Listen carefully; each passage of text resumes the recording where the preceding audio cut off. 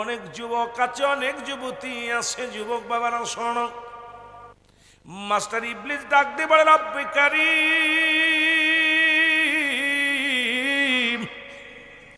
তোমার আয়ুবকে তুমি ধন ভান্ডারের মালিক বানা দিছ। তোমার আয়ুবকে দুনিয়ার মধ্যে শস্য শ্যামল দান করেছ, রাজত্বই দান করেছ, খলিফা বানায় দিছ। এই কারণে তোমার আয়ুব তোমার প্রশংসায় পাগল। তুমি যদি ওইগুলো ছিনিয়ে নাও, দেখবে তোমার আয়ুব এমনি তোমার পাগল হবে না। ওরে বাজান, যত বড়ই ঠান্ডা পড়ুক, ইমানদার নামাজ ছাড়বে না, জামাত ছাড়বে না। ফজরের রক্তে যতই কুয়াশা পড়ুক রে মুসলমান, এই ঠান্ডা পানির দিয়া মা অজু করিয়া রে পাগলগুলো মসজিদে চলে যাবে। কিন্তু মোনাফিকেরা চাদর মুড়ি দিয়া ঘুমাইবে, কম্বল মুড়ি দিয়ে ঘুমাইবে। রব্বে কারিমের পাগল যারা সব পরীক্ষায় পাশ করে, তারা জোরে বলেন মারহাবা। ইনি রব্বুল আলামিন ডাক দিয়ে বলে, মাস্টার ইবলিস,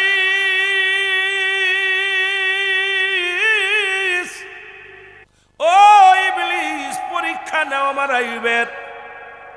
কারণ আমার আয়ুব এই দুনিয়ার মধ্যে আমি রব্বি কারিমের পাগল। পরীক্ষা করলেন হযরত আইয়ুব আলাইহিস সালামকে। প্রথম আসিয়া মুসলমান ওনার শস্য জমিন, শস্যর ক্ষেত যা কিছু ছিল আগুন ধরে পুড়াইয়া দিল। পুরো মাঠকে মাঠ যত ফসল ছিল সব পুড়ে ছাই হয়ে গেল।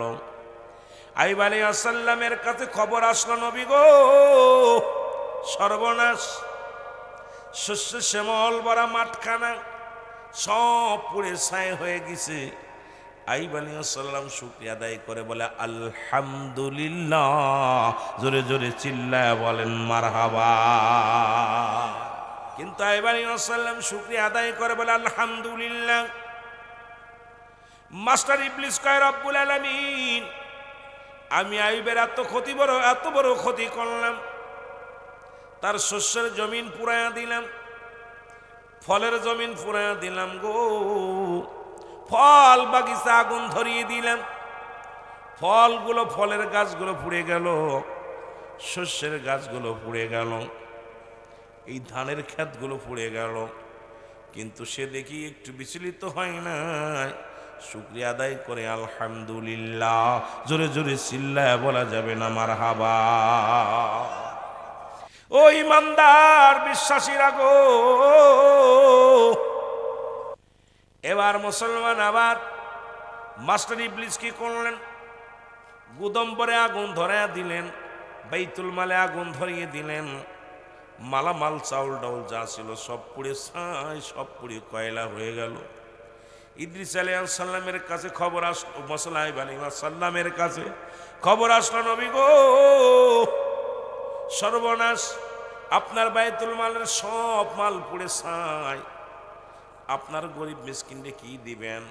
কারণ গুদম ঘরে সব আগুন লেগে যা ছিল সব শস্য শ্যামল সব পুড়ে কয়লা হয়ে গেছে। আইয়ুব আলাইহিস সালাম চক্ষু দুটা বন্ধ করে, আল্লাহ তুমি যেটা করো ভালোর জন্য করো, আলহামদুলিল্লাহ। জোরে জোরে চিল্লায় বলা যাবে না মারহাবা। শস্য ফল বাগিচা শেষ, গুদম ঘর শেষ, ঘরে আগুন লেগে গেল। মুসলমান শুনে নাও, এবার তার সন্তানেরা মক্তবে লেখাপড়া করতে যায়। কি আল্লাহর কি মহিমা মুসলমান শুনে নাও। এই 6 জন ছেলে বা 4 জন ছেলে ছিল দুনিয়ার মধ্যে। ছাদ ধসে, উপর থেকে ছাদটা ধসে জমিনের মধ্যে পড়ে যায়। সন্তানগুলো সব এই 4 জনই মারা যায়। খবর আসলো নবী আলাইহিস সালাম, নবী আইয়ুব শোনো। বলে কি খবর? খবরটা হলো জমিনের মধ্যে তোমারও কলিজার টুকরা সন্তানরাও দুনিয়া থেকে বিদায় হয়ে গেছে। সঙ্গে সঙ্গে হযরত আইয়ুব আলাইহিস সালাম বলে আলহামদুলিল্লাহ। জোরে বলেন না মারহাবা। সন্তান মারা গেলে বাবা পাগল হয়ে যায়, মা পাগল হয়ে যায়, বাবা পাগল হয়ে যায় ছেলে মেয়ে মারা গেলে। কিন্তু আইয়ুব আলাইহিস সালামের ধৈর্য দেখেন। ডাকতে বলে, এই সন্তানগুলো রব্বে কারীম আমার কাছে আমানত রাখছিল, এই আমানতগুলো রব্বুল আলামিন নিজের তা নিজেই নিয়ে গেছে, আমার দুঃখ পার কি আছে? আলহামদুলিল্লাহ বলে শুকরিয়া আদায় করলেন। আমার বাবারা, আমার বন্ধুরা, আমার আল্লাহ বলে, ইবলিস রে দেখছো নি আমার আইবরার কত পরীক্ষা নিবা, যত পরীক্ষা নিয়েছে সব পরীক্ষার মধ্যে বলে আলহামদুলিল্লাহ। জোরে জোরে চিল্লায় বলা যাবে না মারহাবা। ও ইমানদারেরা, বিশ্বাসীরা গো, আমার বন্ধুরা, আমার এমন পরীক্ষা যে কোনো মুহূর্তে আপনার আমার জীবনে নেমে আসতে পারে। কারণ এই জমিনের মালিক আমার আল্লাহ, এই জমিন শেষ করে দিবে আমার আল্লাহ। আল্লাহ কয় কুল্লু মান আলাইহা ফান, আল্লাহ কয় বান্দারে সব কিছু আমি চূর্ণ বিচ্ছিন্ন করে দিব।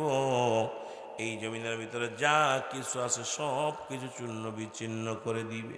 আসমানটা ফোড়ায়া, জমিনটা ফোড়ায়া, জমিন আসমান জমিনের মতো যা কিছু আছে সব কিছু আল্লাহ চূর্ণ বিচ্ছিন্ন করে দিবে। জমিনের মাটিগুলো পোড়ায় আল্লাহ তামা বানায়া দিবে, জমিনের পানিগুলো পোড়ায় আল্লাহ ছাই বানায়া দিবে। যেদিন কিচ্ছু বলতে কিচ্ছু থাকবে না, সেদিন থাকবে শুধু আমার আল্লাহ।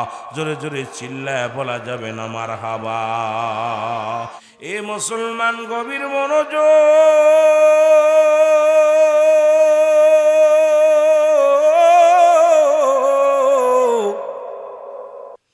আইয়ুব আলাইহিস সালামের পরীক্ষা শুরু হয় রে।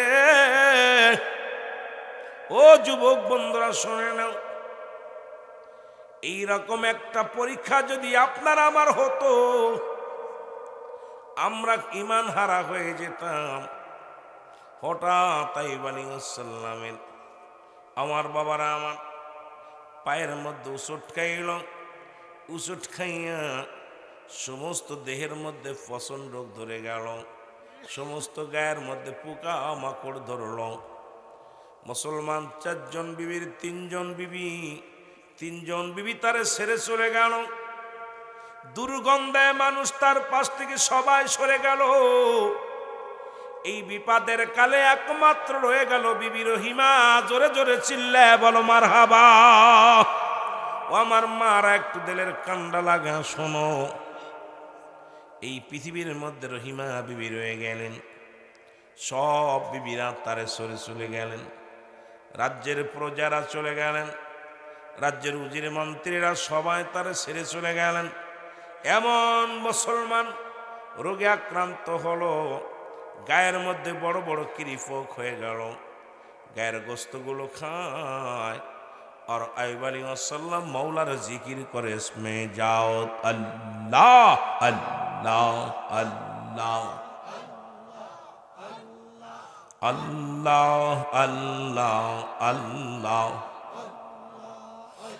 ओ जुबो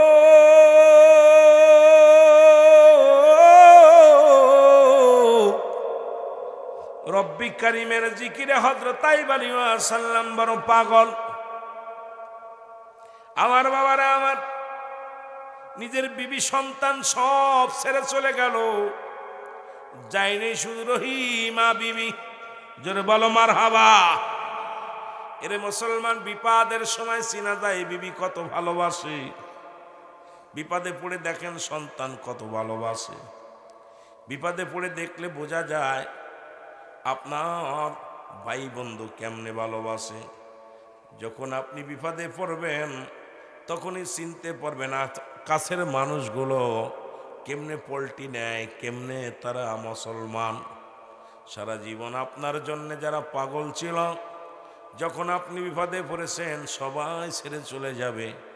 বিবিও চলে যাবে, মাও চলে যাবে, বাবাও চলে যাবে, ভাই বন্ধু আত্মীয় স্বজন যারা আছে সবাই আপনার সঙ্গে পল্টি নিবে। রে মুসলমান, এই দুনিয়ার মধ্যে কার জন্য এত এত কষ্ট করো, কার জন্য দুনিয়ার মধ্যে এত গোলামি করো? এই দুনিয়ার কেউ তোমার নয়। জোরে বলেন ঠিক কিনা? আমার বন্ধুগণ আমার, সবাই যেদিন পর হয়ে গেল আইয়ুব আলাইহিস সালামকে নিয়ে, মহল্লার মানুষগুলো সবাই বলা বলি করে আইবকে জঙ্গলে ফেলে দিতে হবে, এখানে রাখা যাবে না, যেহেতু গায়ে দুর্গন্ধ। এই দুর্গন্ধ এলাকার মানুষগুলো টিকতে পারে না, বসতে পারে না, দুর্গন্ধে চলতে পারে না, এই লোকটার সমাজের মধ্যে রাখা যাবে না। উজির কি করলেন, মুসলমান আরো দুজন লোককে নিয়ে আইব আলাইহিস সালামকে কাঁধে করে গ্রামে গ্রামে ঘুরতে লাগলেন, কোথায় ফেলে দিবে। যে গ্রামে যায় সেই লোকজন বলে, খবরদার, এই পচা রুগী, পোক ধরা রুগী আমাদের মহল্লায় ফেলবে না, আমরা দুর্গন্ধে থাকতে পারবো না। আমার বন্ধুরা আমার কয়েকটা গ্রাম ঘুরে পেশানিত হয়ে গেল। পাহাড়াদারেরা অবশেষে আইয়ুব আলাইহিস সালামকে এক জঙ্গলের পাশে ফেলে রেখে আসলো। সবাই যখন চলে আসলো, বিবি রহিমা হযরত আইয়ুব আলাইহিস সালামের পাশে বইয়া চোখের পানি ছেড়ে কাঁদতে লাগছে। জোরে জোরে বলেন মারহাবা। পাগলেরা, নবীর প্রেমিকেরা রে, ও যুবক, ও আমার বাজানেরা, দিলের কান্ডা লাগে শোনো। হযরত আইয়ুব আলাইহিস সালামের কাছে মাস্টার ইবলিস আয়া, নবী আইয়ুব গো, তুমি বড় বুজুর্গ, তুমি বড় ইমানদার, তুমি বড় বড় বড় কামেল বইলা দাবি করো, অথচ তুমি তোমার বিবিরে কন্ট্রোল করতে পারো না। তোমার বিবি তোমার অবৈধ খানা খাওয়ায়, তোমার বিবি তোমার হারাম খাদ্য খাওয়ায়।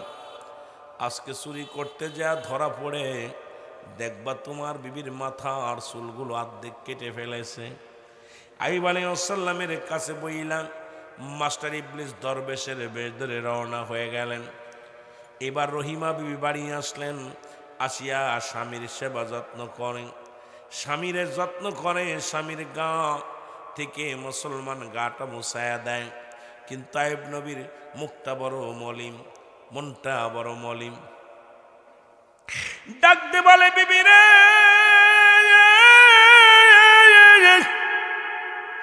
আমার অসুস্থতার সুযোগ নিয়া, তোমার দুর্বলতার সুযোগ নিয়া তুমি আমারে হারাম জিনিস খাওয়াও। ও বিবি, তুমি আমার সনে অন্যায় করেছো। আমি প্রতিজ্ঞা করলাম, যদি কোনোদিন আল্লাহ আমার এই রোগ থেকে সেবা করে, তোমাকে 100 ডুরা তোমার গায়ের মধ্যে মারবো আমি। জোরে জোরে চিল্লায়া বলা যাবে না আল্লাহু আকবার। বিয়ে ডাকতে বলে, স্বামীরে আমার অপরাধ কি গো? বলে, স্বামীরে আমার অপরাধ কি জানতে পারি গো? বলে, বিবি রে, দেখি তোমার মাথার কাপড়টা সরিয়ে ফেলো। মাথার কাপড় সরাইয়া ফেললেন।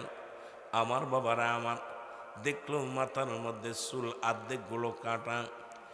হযরত আইয়ুব আলাইহিস সালাম কান্দার বলে, রব্বে কারীম, তুমি আমারে কি পরীক্ষার মধ্যে ফেললাম? সম্পদ ছেলে মেয়ে নিয়ে গেলাম, সম্পদ নিয়ে গেলাম, গায়ের মধ্যে কুষ্টি রোগ দিলা রে আল্লাহ। এখন বিবি আমারে বিবিরাও ছেড়ে চলে গেল, মাত্র এক বিবি ব্যতীত অবশিষ্ট সবাই আমার ছেড়ে চলে গেল গো। আমার সাইরা চলে গেছে, এখন একজন বিবি মাত্র আছে, সে আমাকে হারাম খাওয়ায় আল্লাহ। এখন আমি কি করব গো আমার আল্লাহ? এইটা ভাবতে ভাবতে হঠাৎ গা থেকে কয়েকটা পোক ঝরে গেল। ঝরে যখন জমিনের মধ্যে পড়ে গেছে, এই পোকাগুলো হযরত আইয়ুব আলাইহিস সালামের বিবি রহিমা বিবি পোকাগুলো ধরে আবার গায়ের মধ্যে লাগায় দিছে। ডাকতে বলে, স্বামীর বিবি রে, এই পোকাগুলো পড়ে গেছে যেহেতু আমার দেহের মধ্যে অসংখ্য পোকা আমার গোস্তগুলো খাচ্ছে, ওরা খাইয়া তৃপ্তি পাচ্ছে, ওদেরকে ফেলায় না। আমার ওই 2টা পোকাও নিচ থেকে তুলে আমার গায়ের মধ্যে দাও।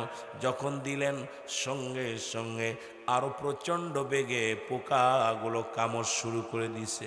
আমার মা বাবারা, বোনেরা শোনো,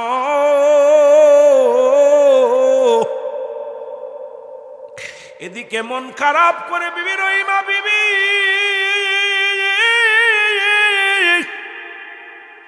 ওরে গ্রামের দিকে যাই কাজের সন্ধান, আহারে মহিলা মানুষ চোখের পানি ছেড়ে কান্দার বলে, আল্লাহ বিনা দোষে আমার দোষী বানাইলো, বিনা অপরাধে আমি অপরাধী হইলাম রে আল্লাহ, তবু আমার স্বামীর খেদমত থেকে আমারে সরাইয়া দিও না। রব্বুল আলামিন আমাকে আরো শক্তি দাও, আমাকে আরো তুমি আল্লাহ সাহস দাও, যেন আমার স্বামীর খেদমতগুলো বেশি বেশি করতে পারি। আল্লাহ এই বিপদের সময় আমি যেন স্বামীর প্রতি আল্লাহ বিচার না করি, কিয়ামতের ময়দানে রব্বে কারিমের দরবার যেন ধরা না পড়ি। আল্লাহ আমার স্বামীর খেদমত করে যাওয়ার মতো তৌফিক দান করো। জোরে জোরে চিল্লায় বলো মারহাবা। এ বন্ধুগণ, আমার যখন যাইতেছিল দরবেশ সুরত দইরা মাস্টার ইবলিস ডাক দে বলে, আসসালামু আলাইকুম এ রহিমা,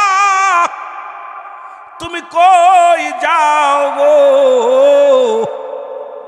তুমি টেনশনে আছো, প্রেশানিত হয়ে আছো। ডাক দে কয়, হ্যাঁ।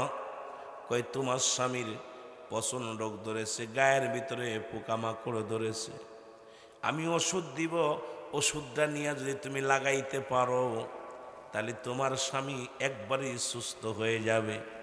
আমাকে একটা মহান আল্লাহ পাক এটা দুধ হিসেবে পাঠিয়েছে, তুমি আমারে বিশ্বাস করতে পারো রহিমা, আমি তোমারে চিনি, আমি মুরব্বী মানুষ, তোমার কাছে কোনো ঠকবাজি করব না, কোনো দান্দাবাজি করব না। রহিমা বিবি ডাক দেখায় বলো, ও দরবেশ বাবা কি ওষুধ বলো গো? দরবেশ ভিতর থেকে কি করলেন, মদের বোতল বের করে দিলেন, একটা মদের বোতল দিয়া কয়, ও রহিমা তোমার স্বামীর গায়ের মধ্যে এই পানিটা সুন্দর করে লাগায় দিব। এবার পকেট থেকে একটা খিঞ্জিরের সঙ্গে সঙ্গে দরবেশ পালানো শুরু করছে রে। এর মাস্টার ইবলিস যে শয়তান দরবেশ সাথে বসেছিল রে, আইয়ুব আলাইহিস সালাম যখন ডাক দিয়ে বলে, বিবি লা হাওলা ওয়ালা কুওয়াতা ইল্লা বিল্লাহ, আউযু বিল্লাহি মিনাশ শাইতানির রাজীম।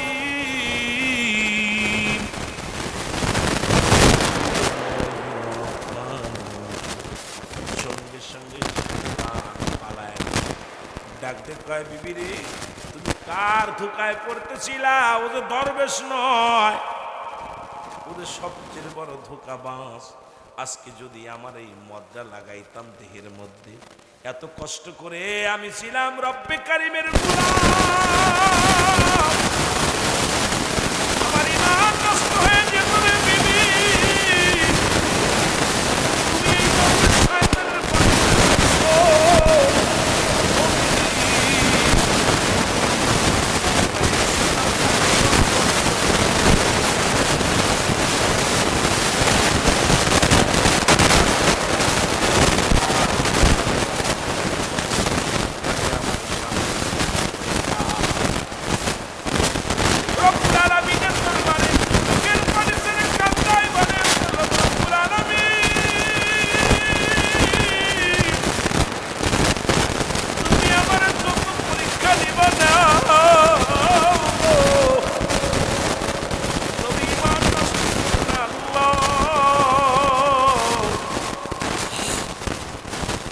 ঈমান যদি চলে যায় আমি জাহান্নামী হয়ে যাব। আল্লাহ হঠাৎ মনে করে লাইবারে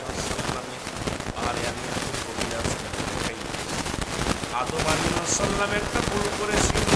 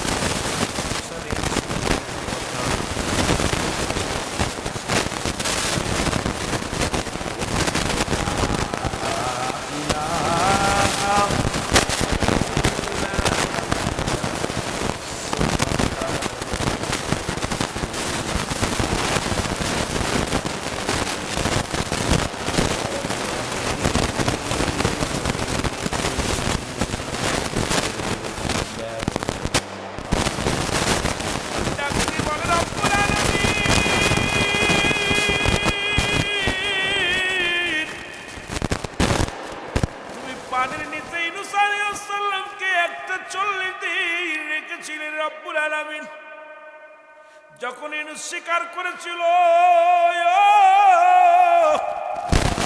তুমি তারে মাফ করে দিয়েছিলে। আমি আইয়ুব এত কষ্টের মধ্যে আমি আল্লাহ যখন নিজের জগৎ সব জগৎ ত্যাগ করেছিল রব্বুল আলামিন তখন সব স্বীকার করলাম আপনি আমাদের মালিক, আপনি আমাদের প্রভু, আপনি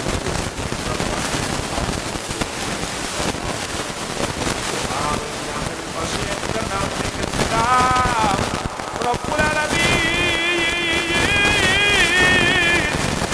আইয়ুবিল্লাহ বলে রব্বুল আলামিন তোমার ওই কুদরতি নামের মধ্যে একটা নাম লিখেছিলাম রে লা ইলাহা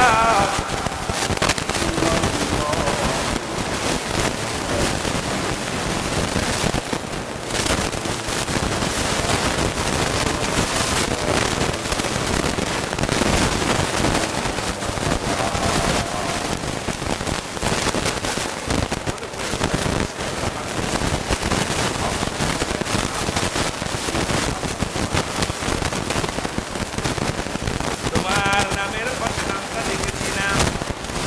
জানি আমি ওই নামটা পৃথিবীর মধ্যে সবচেয়ে বড় নিয়ামতের নাম গো।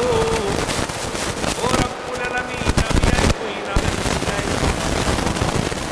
সাইয়্যিদে আমার পাশে কাছে যাও আমার এই জানে আসরে আমার আগের নাম করেছে আমার নবী ইজ্জতের কাছে আমি আল্লাহ সুস্থতা দান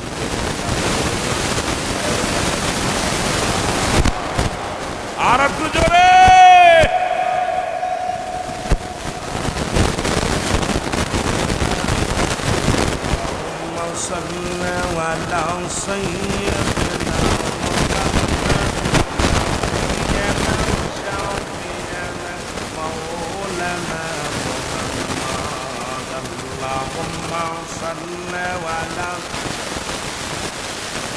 আরো জোরে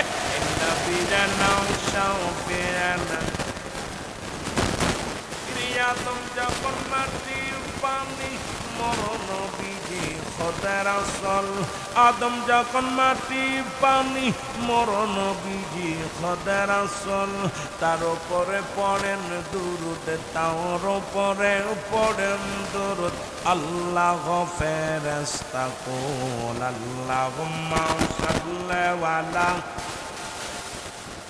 জোরে পড়েন না এরে নবী জানা শাফিয়ানা উড়ে যাও রে রাতের হাওয়া যাও রে উড়ে মদিনায় উড়ে যাও রে রাতের হাওয়া যাও রে উড়ে মদিনায় এই গোলামের সালাম খানি এই গোলামের সালাম খানি পৌঁছাই দিও মদিনায় আল্লাহুম্মা এরে নবী জানা শাফিয়ানা আরো জোরে আল্লাহুম্মা সাল্লি আলা সাইয়্যিদিনা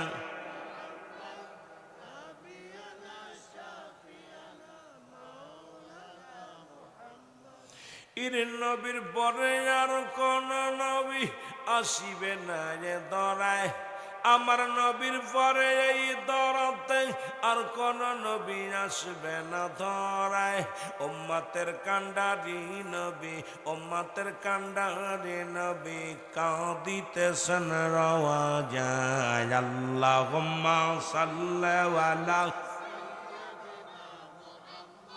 এরে নবী জানা শাফিয়ানা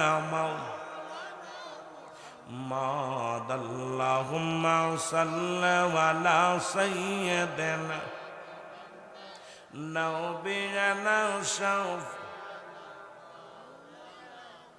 উড়ে যাও রে মাহফিলের হাওয়া যাও রে উড়ে মদিনায় উড়ে যাও রে মাহফিলের হাওয়া যাও রে উড়ে মদিনায় এই গোলামের সালাম খানি এই গোলামের পৌঁছাই দিও মদিনায় আল্লাহুম্মা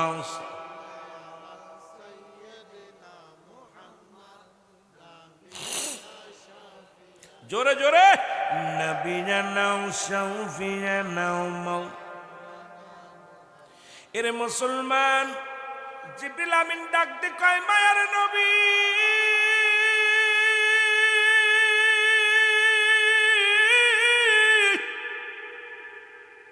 এ নবী আইয়ুব রে, আপনি এতদিন পরে যে নবীর উসিলা করছো গো,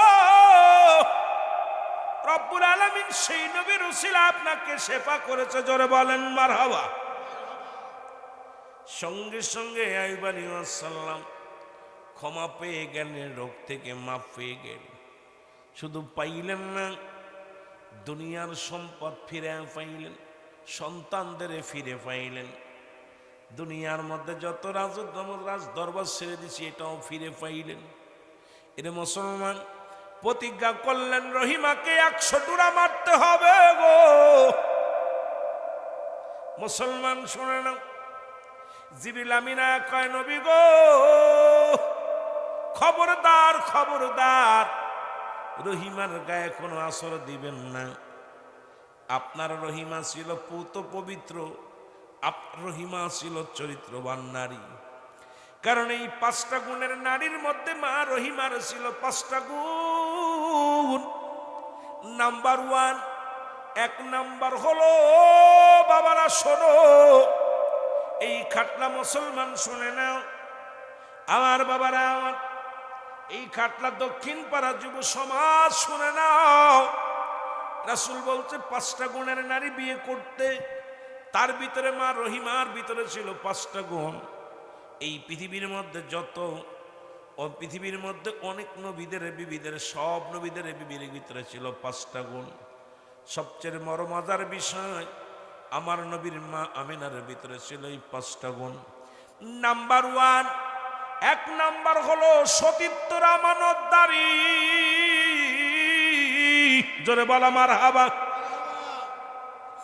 1 নাম্বার হলো সতীত্বর আমানতদারি। এ কাটলার মারা শোনো, আজকে তো সতীত্ব মামাতো ভাই, খালাতো ভাই, ফুফাতো ভাই সর্বনাশের মূল, ঠিক কিনা? আর একটু জোরে বলেন ঠিক কিনা? আপনাদের কষ্ট হচ্ছে? মানুষ নাই, এমনি কষ্ট হচ্ছে। আমার ওয়াজ করতে মেলা কষ্ট হচ্ছে, লোকজন না পাইলে মজা লাগে না, আওয়াজের একটা তাসির থাকে না। মন চাচ্ছে খালি সময় চাচ্ছে সাইরা দিই, আবার মন চাচ্ছে আবার কষ্ট করে আইছি একটু কথা বলি। কিন্তু লোকজনের সমাগম, যাও 2-4 জন আছেন, এমন শীতের কারণে এমন মুখ বন্ধ করছেন, মন চাচ্ছেন আপনাদের আর সুবহানাল্লাহ আলহামদুলিল্লাহ দুরূদ শরীফ পড়তে। আমরা 2 ভাই পড়তেছি, আর পাশের তো 2টা, আর সামনে তো 1-2 জন মোটামুটি মাঝে মাঝে একটু সাড়া দিচ্ছে, আর বাকিগুলো মুখের ভিতরে ঠান্ডা ঢুকে গেছে, ওটা আর খোলা যাচ্ছে না। মুখ কষ্ট হচ্ছে আপনাদের? আওয়াজ দিবেন, ইমানদারি আর ভাই সব চলে যাক। ধান তো ধান আর সিটে একসাথেই থাকে। ধান আর সিটে দেখছেন মা বোনেরা, ধান যখন জমিনে থাকে একই বালিতে হয়। ধানে বুঝায় সিটেরে, তুই আয় এখনো সময় আছে।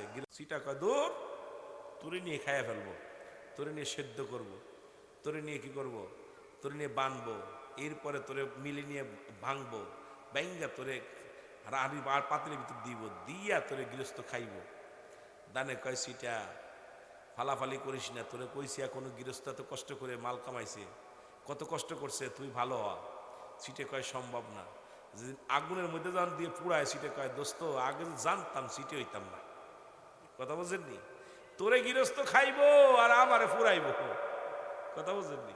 তো জান্নাতি মানুষগুলো বয়ে আছেন, তাবারক আছে, তাবারকের নিশায় কিছু আছে, হুজুর খালি নবী সালাম আলাইকা বলবো, আয়ার টুকলারটা ধরবো, বাইরে বেড়ে থাকবো, কি কন? আর আপনারা আছেন যে না হুজুর যাই বলুক, ওয়াজ হোক আর না হুজুর আওয়াজ দিলেও বয়া বয়া জান্নাতের বাগানে একটা নিঃশ্বাস ছাড়তেছে, একটা গুনাহ মাফ হচ্ছে। এই জান্নাতের বাগান তো আমার জীবনের শেষ মাহফিল হতে পারে, আর জীবনে বসতে পারি নাও পারি, কারণ কার জীবনের শেষ মাহফিল, কার জীবনের শেষ রাত বারবার গড়ি দেওয়া লাগবো না, ছেড়ে দিব সময় মতো। তা বিশেষ করে সবারই ফজরের নামাজও কাজা দেবে, সব হিসাব করে আমিও বেশি আগাবো না, ভয় নেই। আমি শুধু আমার মা বোনদের জন্য কথাটা আজকে বলার একটা একমত ছিল যে লোকজন কম, যদি আমার একটা মা যদি একটা স্বামীর খেদমত করে। বর্তমান তো খেদমত নাই, আজকে বর্তমান স্বামীরে পা দিয়ে একদম কি অবস্থা। ওরে ভাই, যদি একটু স্বামী হেলতে পড়ে যায় আর বিবিধদেরই কথা হুনতে হুনতে বেটার শান্তি নাই, সুখ নাই। কথা বোঝেননি? বেটা বেটা মানুষ আমরা, এমন অবস্থা। কিন্তু বেটিরা বোঝে না বেটাদের কষ্ট। যদি বুঝতো আপনার পাটা সবসময় ধোয়া ধোয়া পানি খাইতো। কথা বুঝেননি? বোঝে না। এই বেটা মানুষের কষ্টটা বেটিরা বোঝে না। আমার বাবারা, আমার বন্ধুগণ, আমার রব্বুল আলামিন বলে, জিবরিল তাড়াতাড়ি যাও, আমার আয়াতকে বলে দাও একটা চাবুক যেন আমার রহিমার গায়ে না চালায়। কারণ আমার রহিমা ছিল পূত পবিত্র। এক নাম্বার গুণ ছিল আমার রহিমার ভিতরে এক নাম্বার গুণ ছিল সে সতীত্বর আমানতদারি। একমাত্র আয়ুব তার সতীত্ব দেখেছে, অন্য কোন পুরুষের কাছে আমার মা রহিমা যাই নাই। আর একটু জোরে বলেন না মারহাবা। দুই নাম্বার, ও জিবরিল জানে আসো, মা রহিমা দুই নাম্বার সে একজন আমলদারি নারী। হাজারো কষ্ট করেছে, স্বামীর খেদমত করেছে, আমি রব্বে কারিমের গোলামি করেছে। তুমি তার কানে কানে যে বলে আসো, রহিমাকে যদি আজকে বিচার করে, রহিমারে যদি কষ্ট দেয়, আমি আল্লাহ কষ্ট পাবো। কারণ আমার রহিমা এত আমলদারি নারী ছিল, সারা রাত ভরে স্বামীর খেদমত করে তো, আর সুযোগ পেলে আমি আল্লাহর দরবারে সিজদায় লুটিয়ে পড়তো। এমন আমলদারি ছিল আমার মারা। শোনো, এত কষ্ট করেছিল, দুনিয়ার মধ্যে স্বামীর জন্য মানুষের বাড়ি বাড়ি কাজ করে খাইতো, খাবার এনে দিত, কিন্তু সে আমার ইবাদত করতে ভোলে নাই। পৃথিবীর মধ্যে রহিমা এমন একজন আমলদারি নারী ছিল। তৎকালীন জামানার মধ্যে যত মেয়ে মানুষ ছিল, তার ভিতরে সর্বোচ্চ গুণের গুণান্বিত রহিমা। সে এত পরিমাণ আমল করত, যখন স্বামী ঘুমায়া যেত, অসুস্থ স্বামীরে ঘুমায়া সিরামাদুরি বিছায়া রব্বে কারিমের দরবারে সিজদা লুটায়া লুটায়া কান্ত। কেমন বিবি দেখছেন? সুতরাং আমার রহিমা দুই নাম্বার ছিল আমলদারি নারী। মারহাবা বলেন না? দুই নাম্বার ছিল আমলদারি নারী। সুতরাং তাকে খবরদার, তাকে যেন বিচার না করে, শাস্তি না দেয়। তিন নাম্বার ছিল আমার রহিমার ভিতরে পর্দাশীলতা নারী। সুবহানাল্লাহ বলেন না? মানুষের বাড়ি বাড়ি কাজ করত, কিন্তু আমার রহিমার রূপ জৈবন পৃথিবীর কোনো মানুষকে দেখায় নাই। আর আমার মারা, আপনাদের এই মুসলমান শোনো, এই খাটলার মাদের মাথায় কাপড় থাকে না, গায়ে কাপড় থাকে না। আর রহিমা বিবি মানুষের বাড়ি বাড়ি কাজ করত, তার হাত পা সব কিছুই মুসলমান লুকিয়ে লুকিয়ে রাখতে এমন কায়দায় চলাফেরা করত, রাস্তা দিয়ে চলাফেরা করত। বেগানা পুরুষ তারা দেখে চিনতে পারত না, কারণ এই দুনিয়ার পুরুষরা তার দিকে যে আকৃষ্ট হবে, তার রূপটা পর্যন্ত কেউ দেখতে পারে নাই। রব্বুল আলামিন ডাক দে কয়, যাও জিবরিল যাও, আমার আইবরে যায় বলো, কারণ এই পৃথিবীর মধ্যে মা রহিমা, এই পৃথিবীর মধ্যে এমন পর্দাশীলতা নারী ছিল যে দুনিয়ার কোন পুরুষ তাকে দেখতে পারে নাই।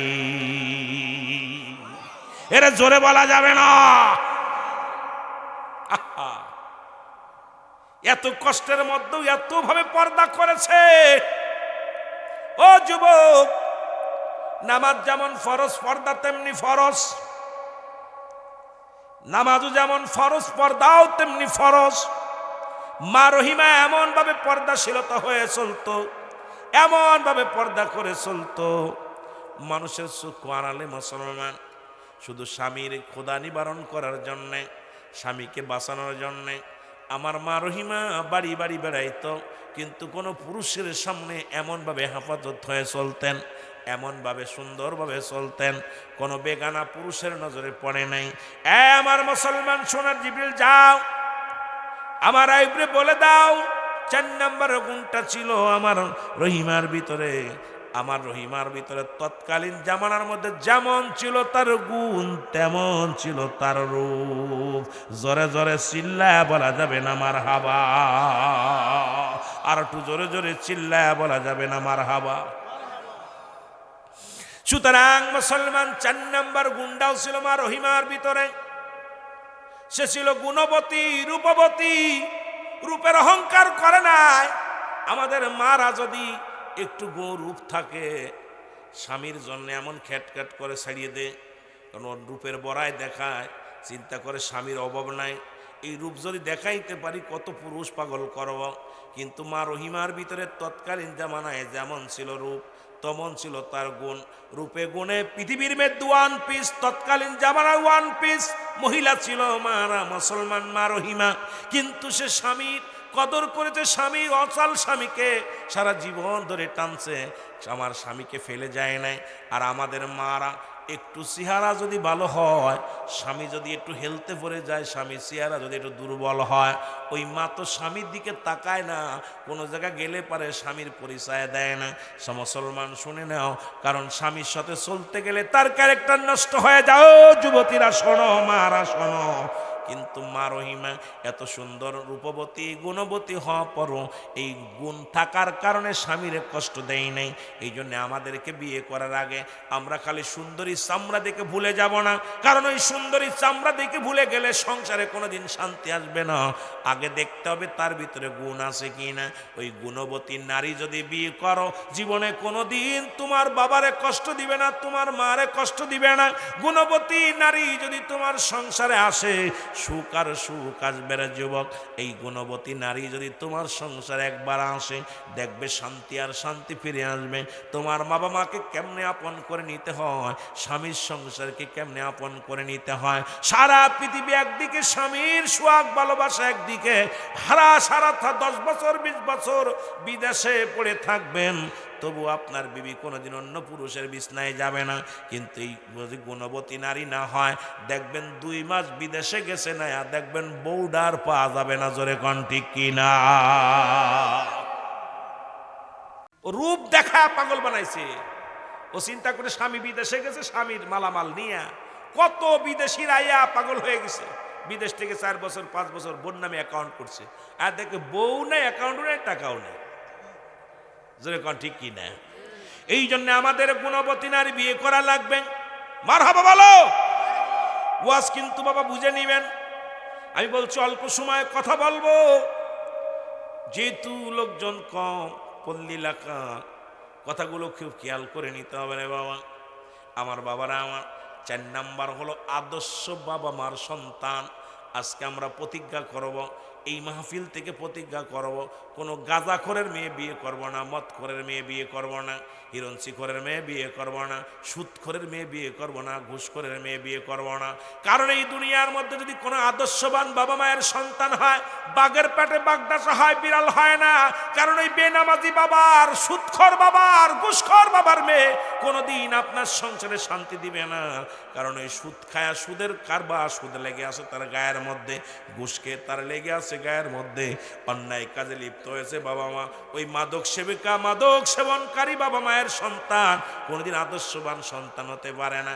এই জন্য মুসলমান বিয়ে করার আগে 1000 বার একটা ভ্যান চালকের মেয়ে বিয়ে করবা, রিক্সা চালকের মেয়ে বিয়ে করবা, দিন মজুরির মেয়ে বিয়ে করবা, তবু টাকাওয়ালা, বাড়িওয়ালা, সুদখোর, ঘুষখোর, জিনাখোর, মাদক সেবনকারী, গাঁজাখোর, মদখোরের মেয়ে আজ থেকে বিয়ে করবা না। প্রতিজ্ঞা করবা, দেখবা এমন একটা শ্বশুর শাশুড়ি যদি পাইতে পারো, আর ইনাদের মেয়ে যদি বিবাহ করতে পারো, তোমার সংসারের ভিতর আসবে শান্তি আর শান্তি।